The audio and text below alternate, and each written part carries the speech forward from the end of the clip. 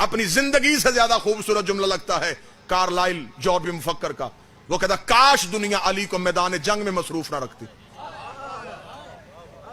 उसने कहा मुसलमानों कितने बदकिस्मत हो, तुम्हारे पास अली जैसी शख्सियत थी और तुमने कभी खैबर, कभी खंदक, कभी सफीन, कभी नहरवान में तलवारें देके खड़ा कर दिया। काश उसे तुम मिंबर देते, वो सिर्फ बोलता और तुम मुसलमान लिखते। अगर तुम उस अली को बोलने देते, वो तुम्हारी इल्म की इतनी दुनियाएं तख्लीक कर देता, तुम्हें क़यामत तक रिसर्च की जरूरत ही न पड़ती। इसलिए कूफे में मेरे मौला अली ने 3 बार सीने पे हार मार का, हाय हसरत, हाय हसरत, हाय हसरत। सहाबी ने कदमों में गिर के कहा, या अली कौन सी हसरत? फरमाया जितना बड़ा आलिम था उतना किसी ने पूछा नहीं, जितना बड़ा सखी था उतना किसी ने मांगा। जमाना मुझसे पूछता, मैं इन्हें इल्म की गिरहें खोल खोल के बताता। एक रिसर्च स्कॉलर ने किताब लिखी थी 20 साल रिसर्च के बाद। खान साहब जुमला सुनने वाला सर, उसने 20 साल रिसर्च की और किताब लिखी दी आंट, चींटी पे। 20 साल उसकी रिसर्च जंगलों में, सहराओं में, मैदानों में, बरसाती इलाकों में रही। उसने अपनी पूरी किताब में सिर्फ इतना लिखा कि हर एक जगह की चींटियों की कौन कौन सी नस्लें, इनके कबीले कितने होते हैं, इनकी रंगतें कैसी होती हैं। 20 साल रिसर्च के बाद उसने किताब मार्केट में फेंकी। लोगों ने किताब सर पे उठा ली, यार इतना बड़ा रिसर्च स्कॉलर 20 साल सिर्फ चींटी पे रिसर्च करता था। जब उसकी किताब की तकरीब में रूनुमाई थी तो उसके बाद नजफ के एक तालिब इल्म ने उसे मौला अली का खुतबा भेज दिया, जो अली ने सदियों पहले चींटी पे दिया था।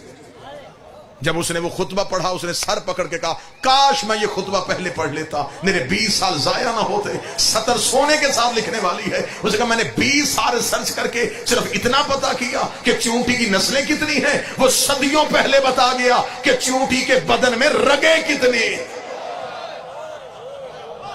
उसे सदियों पहले बताया। मौला अमीर अल मोमिनीन जब ये खुतबा दिया तो मौला रेत पे बैठे हुए थे। ये सामने बैठे हुए सहाबा में से एक शख्स ने कहा था, या मौला हर चीज की खिलकत में कोई राज है। ये कहने के बाद सामने से एक चींटी गुजरी। उसे देखेगा, या अली इसकी खिलकत में क्या राज है?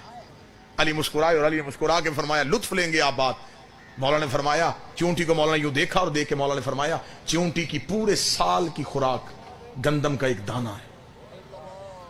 अली फरमाते कि अल्लाह ने इसे इतना शऊर दिया है, जब ये दाने को स्टोर करती है तो ये 4 हिस्सों में करती है। इसे भी इतनी अकल है, मैं 2 में करूंगी तो फिर पौधा उगाएगा। अगर ये 2 हिस्सों में तकसीम करे तो फिर वहां से गंदम का पौधा उगे।